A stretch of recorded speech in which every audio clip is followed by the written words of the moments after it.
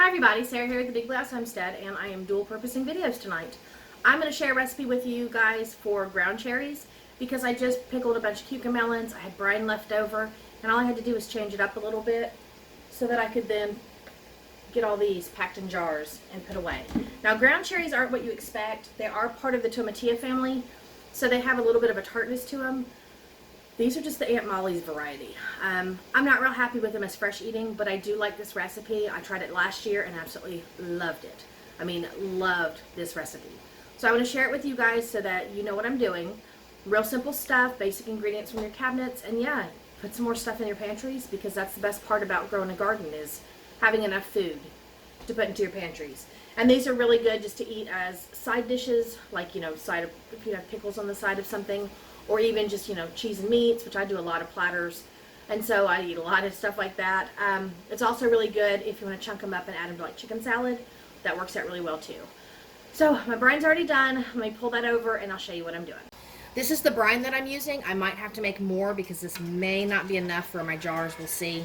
But it's a cup of vinegar, a cup of water, a teaspoon of just regular canning salts, don't use iodized, and then I put in a tablespoon of monk fruit sugar. You can use regular sugar or your sugar sweetener of choice. That's all up to you. Kind of makes this rebel canning because most people just use white sugar, and this has monk fruit sugar. So I'm going to get this all set up so that we can pickle and can some ground cherries. I'm using jelly jars for this recipe. It's not like preferred, but I don't need large amounts at one time. And again, it's just, you know, snacking type stuff. But in each jar, I'm going to add a bay leaf. And I want to add just one leaf of sage. If you're getting larger leaves, just tear them down a little bit to kind of keep them small. You don't want ginormous amounts of this flavor in there. It can get a little overwhelming.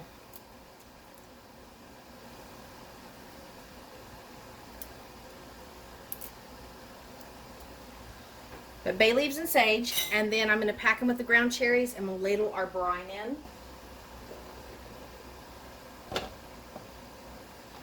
I'm going to bring these up just to the bottom line to give me a 1-inch head space.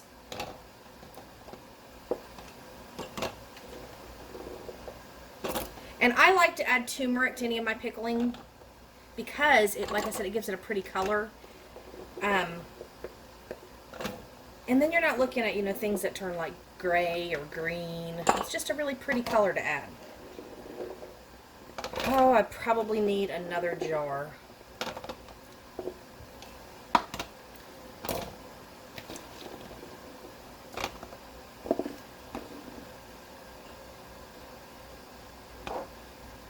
Alright, I've got some extras. I'm going to try to go ahead and get those separated into these jars and kind of fill in some of the space that's left. As long as I keep it at a 1-inch head space, I should be fine. I still have more left, so I'm going to take my jars and I'm just going to bang them lightly onto a couple oven mitts to get them packed a little better.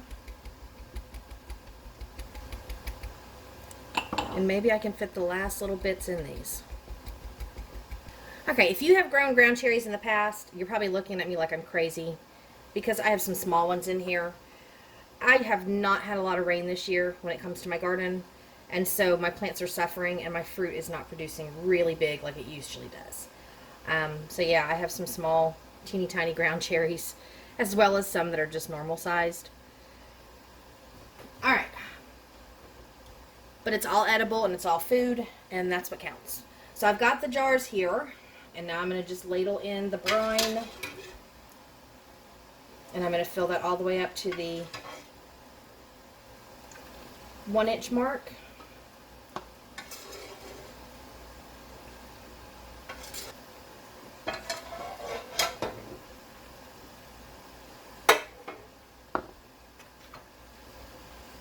At this point, I want to go ahead and debubble just to make sure everything's safe. Anytime you have bubbles in your canning jars, it can cause issues. Things can grow in there that you don't want them to. So I'm going to just debubble everything, push these back down into the brine a little better, and see if I need to cover them up a little bit more. I may have overfilled the jars. That happens sometimes, so I might have to take out a couple ground cherries. If you've ever come across this problem, just push your ground cherries back down. These things do float. When I tried to wash them, they were floating all over my sink. But I'm just going to push them down and make sure that they're as much covered as possible in the brines. I'll take that one out.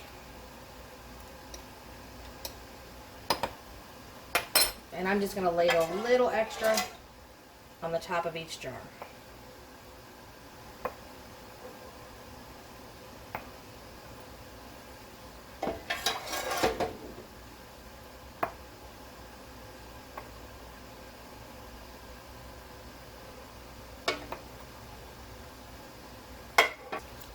Alright, now that I've got my ground cherries in, I'm just going to wipe all my rims. I want to make sure I get a really good seal on these, so I'm going to wipe all the rims off. And then I am going to put my lids on and put these fingertip tight.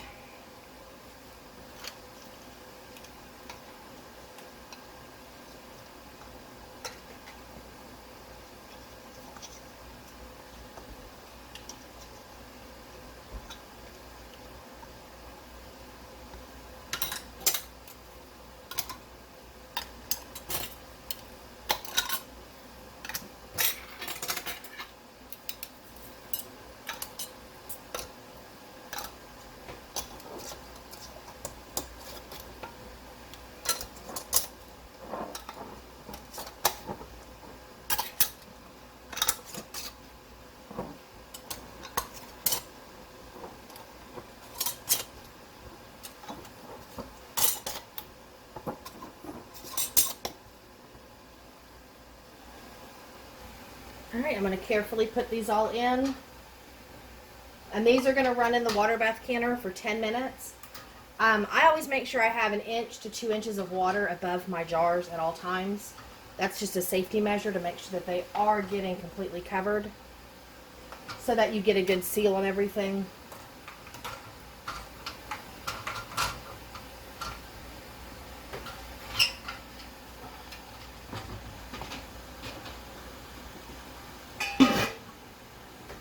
Put my lid on and set my timer. And these just need to process for 10 minutes and they'll be done. Alright, timer's gone off and I have pickled ground cherries. Aren't those cool? Anytime I pickle anything, I like to wait at least a week before I try them, just to make sure that all the flavors get pushed in there and melded together. But these are going to be good. Look how pretty that is. Alright, so I'm going to finish pulling these out. I did drop my canner rack, and so I have one down in the very bottom, and I have to figure out how to get that out. I've never had that happen before. See, it slid between the metal, so now I have to figure that out. Alright, so that's it. Just beautiful pickled ground cherries. And these are a lot different than what you're used to, just because they have the sage and the bay leaves in there. But look how beautiful that is. Yeah. Thank you guys for stopping by. I still have more canning to do tonight, and I have more to do tomorrow, and I have tons and tons and tons, because my garden is like booming with produce. I have lots. Right, Emma? Yes. Yep, lots of stuff coming in, and I haven't even picked today. So I should go out before it's too dark and check on the tomatoes at least. We'll see. Anyways, thank you guys for stopping by, and I'll see you in the next one.